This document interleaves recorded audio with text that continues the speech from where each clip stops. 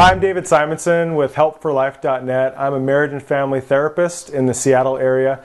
And a lot of times I work with couples that have been separated and they ask me, how can I make amends in a breakup or in a relationship?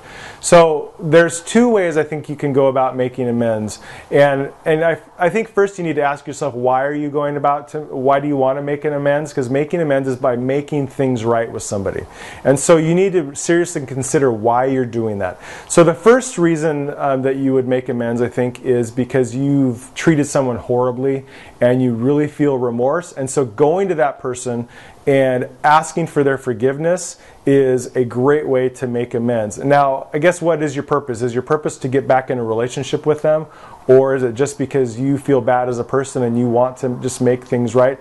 The second reason that a person would make amends is because you just want to make things right as a person. You don't want to be awkward around that person when you see him in a future setting. And so, again, a way to make things right and a way to make amends with somebody is to go to them and just be specific about the topic. I'm sorry that this happened. I'm sorry for my part in this.